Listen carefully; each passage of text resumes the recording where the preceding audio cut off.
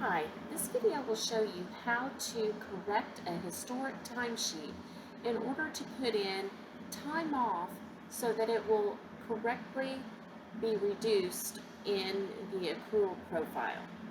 So, starting from the administrator's point of view, we would pull up the employee in question and go to their timesheet that time off needs to be applied to. So I'm just going to go to Josh Bronson. I'm going to pull up his current timesheet.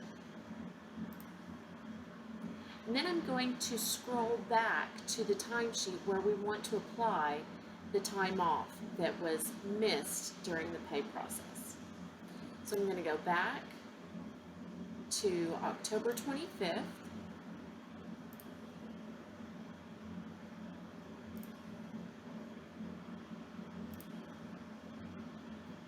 There we go. So now we found October 25th.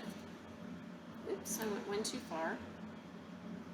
And we can see he has 5 hours here, and he wants to go ahead and apply 2 hours of his vacation to that day because he did take 2 hours of vacation.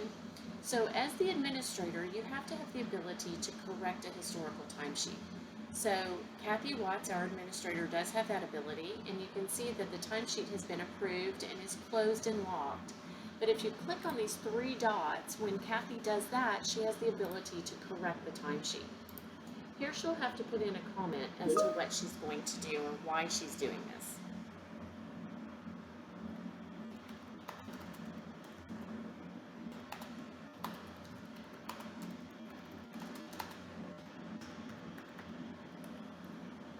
And we'll say correct. That will open or unlock the timesheet so that we can now apply some of that time to this day. So next, all I have to do is click the plus sign. I can put in the 2 hours in bulk, and I can put in the vacation under time off and save the timesheet. Now the 2 hours of vacation have been applied to the timesheet. They will appropriately reduce his balances in his accrual balance. And when we save this, we're going to go ahead and submit it.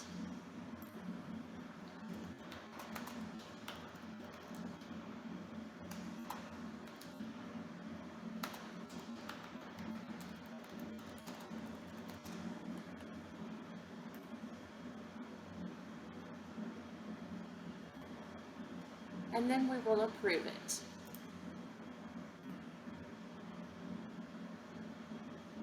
And the final thing we would do, since Kathy is the payroll administrator, she can do this. If she's not, someone else who is the payroll administrator would do this, but they would need to lock the timesheet so that there's no more changes that can be made.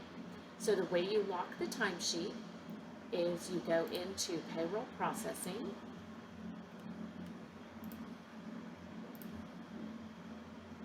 for that time period. So we're going to say equals finalized. We're going to look at, I'm just going to say for all. And I'm going to say the pay date is greater than or equal to 10/1/2021. And here is 10/29, which includes our 10/25 timesheet. So let's take a look at that one. We'll go to the time prep. And we can see that it's not fully unlocked. But we do have some timesheets that need to be locked. Oh, this is the 24th, so let's go look at the next one. This one. Okay, let's go to time prep because that includes the 25th. I apologize for my mistake. We'll go down here. We want to lock the pay period.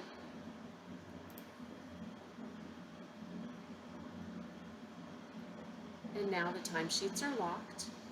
And when we go back to Josh Bronson to his timesheet.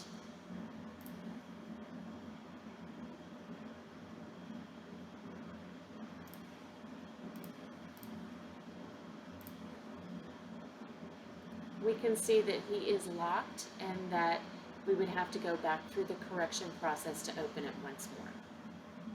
That's all you have to do.